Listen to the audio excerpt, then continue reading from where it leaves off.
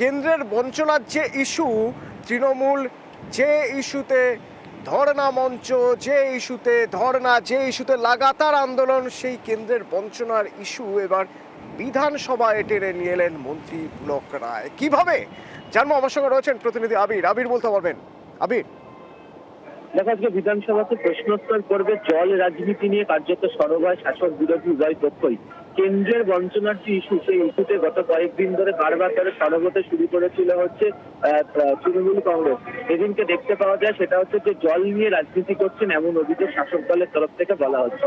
আজকে প্রশ্নোত্তর পর্বে বিজেপি বিধায়কদের একটা বড় অংশের তরফ থেকে বলা হচ্ছিল যে একাধিক জায়গাতে পিএইচির কাজ বন্ধ হয়ে রয়েছে, পিএইচির কাজ হচ্ছে না।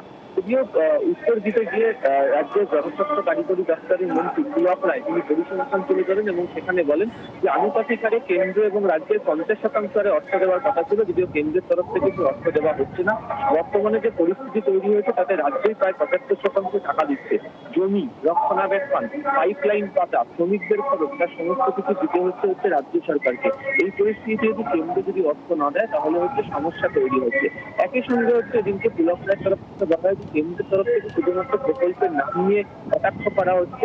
রাজ্য সরকার প্রকল্পের নাম নিয়ে ভাবনা চিন্তা করছে না, তাদের মানুষের দিকে জল পৌঁছে দেওয়াটাই প্রধান বিষয়। সেই সুরাহা তারা করার চেষ্টা করছেন, সেই কারণে তারা জলের কাজটাকে দ্রুত গতিতে তা হচ্ছে।